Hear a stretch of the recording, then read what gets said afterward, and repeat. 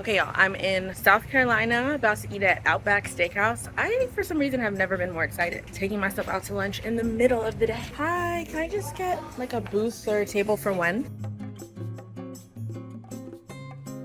Wow, y'all, I have not vlogged. I have not vlogged in like 4 days. That is a record for me. It's become a part of my everyday life to be like, hey, here's what I'm doing today. But because of some just like health issues I've been having with my stomach, like I just can barely eat. It's just been bad. I haven't been able to just do as much. Lately, I've been feeling a lot better. So hence me about to go out into the world. I am in Charlotte, North Carolina, as y'all know. It's been a good couple of days. I'll talk to y'all a little bit why it's just like hard for me to come home. I'm from a very strict household, like in terms of curfews and music and drinking and all of that. And so it's very hard to go from like living my own life, being an independent adult, over to like, you need to be home by 10:30. Why are you listening to Beyonce? And like my mom would literally start crying if I ordered a glass of wine in front of her at a restaurant. Like it's just very different than the life that I've kind of created for myself back in Houston. And it's hard to adapt for long periods of time. So I'm probably gonna be here for like a month. And I also don't have a car. Like this is my sister's car. And so I can barely go out and do things when I want to because I don't have a vehicle. And so I just feel trapped. Like I literally feel trapped in the house, trapped all the time whenever I've been here in the past. So I'm trying my best to adapt and to like just not piss anyone off, but also still like not feel like I'm Rapunzel in a big tall tower, like not able to leave and just trapped all the time. So that's kind of how that usually goes when I visit my family. And then when my family visits me, like we'll go through that another day. But so far it's been like 3 days. It's been good. There have been no like blow ups or fighting or anything like that. So I'm happy for that at least. Honestly. What's on the docket today? We are doing returns. I have ordered quite a bit of things and not all of them have fit, so I'm doing a return from ASOS and a return from Abercrombie. I've actually been very impressed with Abercrombie. I ordered 5 pairs of jeans. I'm keeping 3 because they're incredible. I'm wearing a pair right now. I love them. Like they're amazing. I don't think Abercrombie has a brand identity yet, given everything from the past, but they know how to do some jeans. They're like the new Topshop for me. That's the vibe for today. And then I'll probably, I'm returning the Abercrombie jeans at Abercrombie, and that's at the mall, which is like 30 minutes away, literally like the suburbs. The suburbs are beautiful, y'all, like literally like so pretty, but it takes 30 minutes to get into the city and I'm over it. So I'm gonna go to the mall to return that stuff, and then I'll probably stop at the Cheesecake Factory because I love the Cheesecake Factory, and then come back because my family, they wanna watch the Alabama game together. My mom's the only Alabama fan. Well, she's a Nick Saban fan. Let's just be really honest. We don't have any ties to Alabama that we know of because, you know, slavery and such. We could have some ties, but not that we know of. From our 23andMe, it seems like all of our family came through Mississippi. Y'all don't need to know never mind. Y'all don't need to know. Time to go. Bye. You see it. I didn't want this power. No, love is my weakness. Don't need can I say drugs on YouTube? For some freeness. I'm just high. Can I say high all the time? Go ahead, Beyonce. Okay, UPS return has been made. And then think about my sister.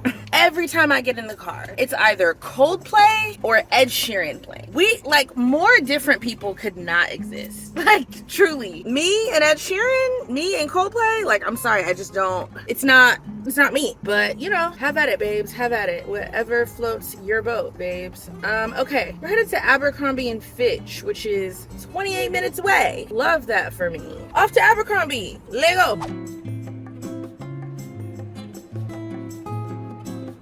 Okay, so made my return, headed to Cheesecake Factory. It's so funny, people are not used to people recording themselves here, so it's like very blank stares. Like, what is she doing? Headed to Cheesecake now, got my little refund for like $160. We'd love to see it. I need to eat. I've not eaten today.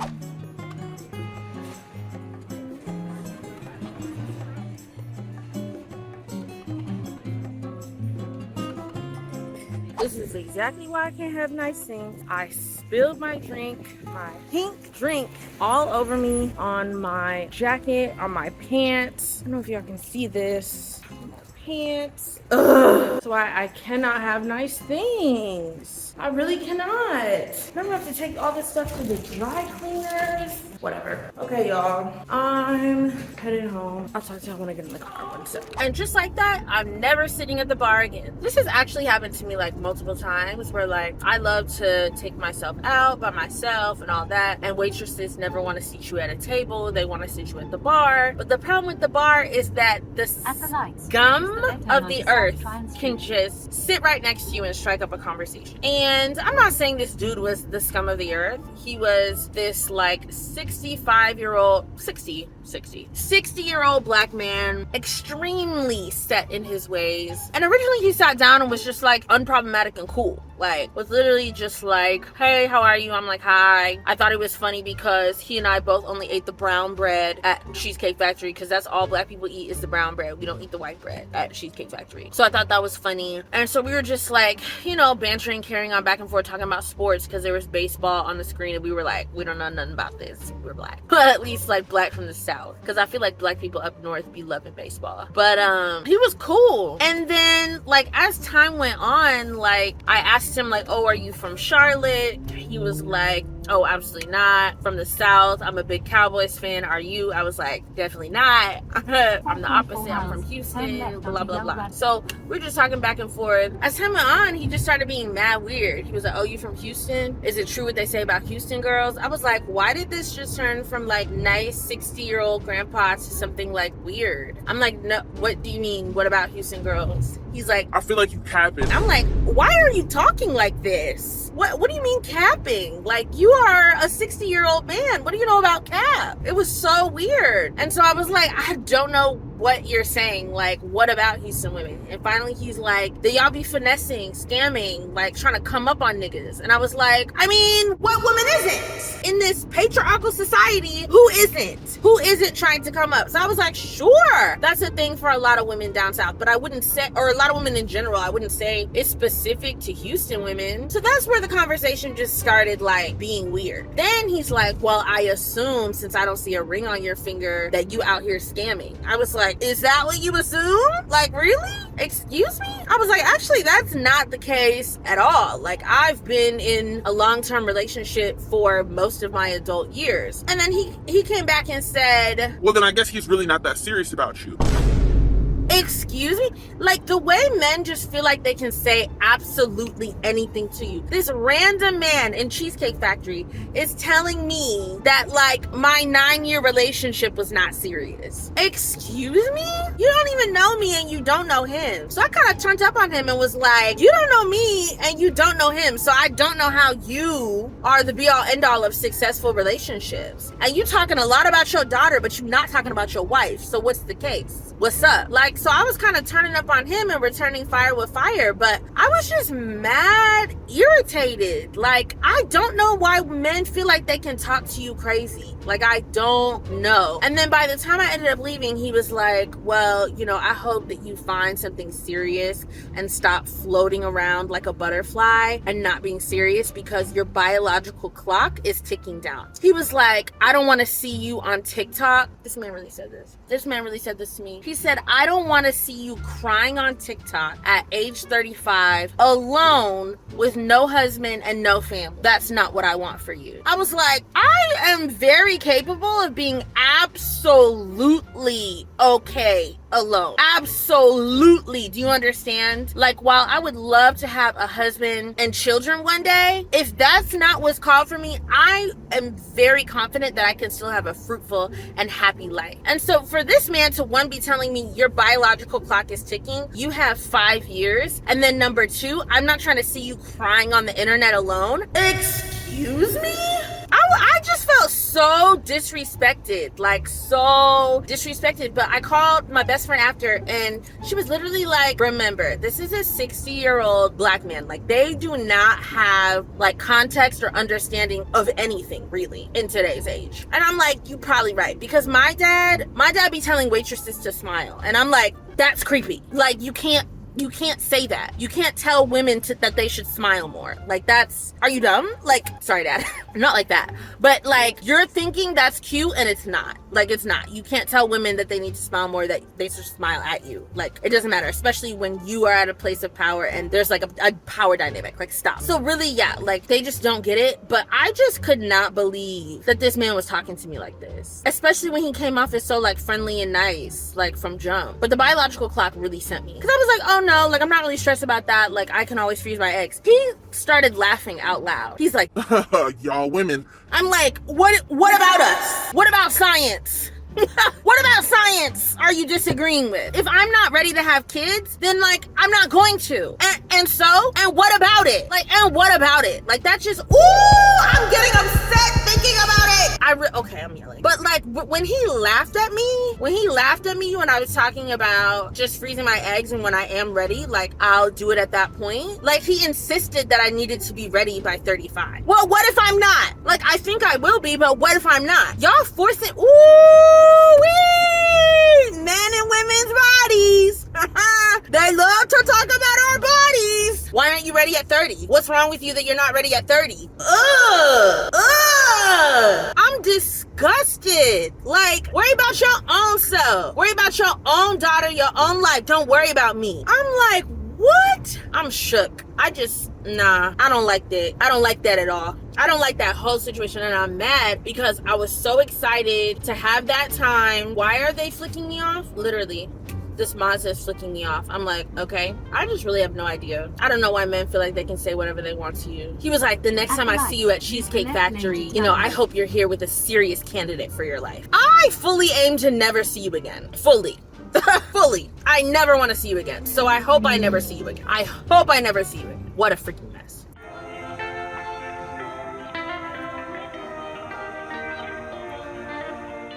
Ooh, y'all, these braids need to get done, but I'm actually gonna wash them tonight and then like retouch them a little bit, make them look a little more put together, and then I have an appointment to get them redone. Honestly, not till I get back to Houston, so I'm like, oh, I don't want to wait that long, but I'm gonna get them retouched, like professionally retouched at this place here in Charlotte this weekend, so they should look a lot better, because I can't live like this. I'm so cute for that. But y'all, anyway, my mom cooked. So we gonna see what she made, because she be freestyling and trying stuff, and it's like, girl, sometimes we should stick to what we know. Sometimes we should go with what the Lord has already taught us instead of trying to freestyle. Which is why her Thanksgiving food is so good, because she's been making it for 20 years. But whatever she be doing in the kitchen now, recently, over these last few years, it's like, what is this, ma'am? In the most respectful way possible. I'm happy to eat, but what is this? Hello, family.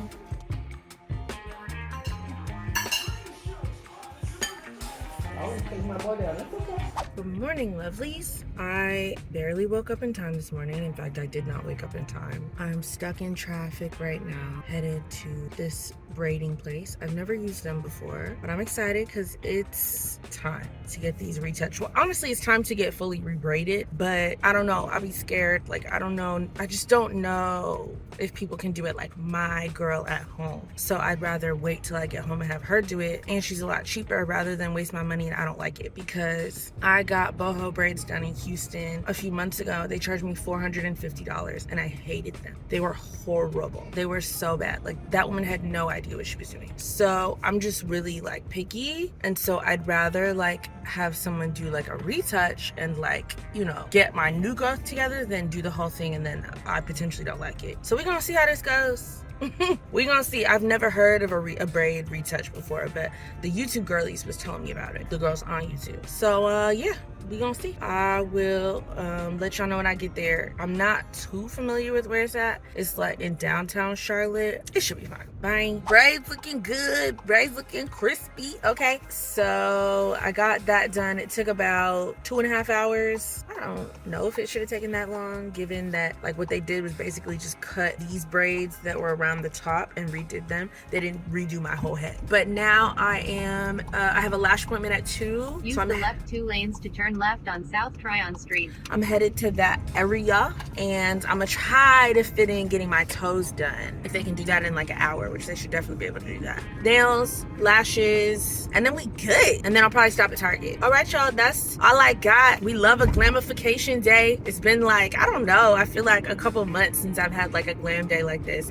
It's a little stressful because I'm doing it in Charlotte and I don't know where all the good stuff is. Whereas in Houston, I have my peoples and they know me. They know me in my city. But yeah, that's all I got for y'all. I will talk to y'all once I get to the nail salon. Back in the car, headed home. I got a glass of wine at that Cajun place because there's absolutely no drinking in my parents' household. I've been listening to Beyonce in the car because there's absolutely no secular music in the house. And ready to head back to my parents' house, aka prison's not the right word. It's just like maybe like a halfway house. I hope my mother never sees this. Anyways, I'm excited to go to San Francisco tomorrow. Not excited to be in San Francisco, but excited to be out of the house. But it's like I really appreciate my parents for taking care of my dogs. None of this happened without like me being able to travel for work and do all this stuff. Doesn't really happen without my parents because it would be astronomical and ridiculous and impossible to put my dogs in like boarding for months on it. So I really do appreciate them. Their house rules are just a little restrictive. Oh, I need to pack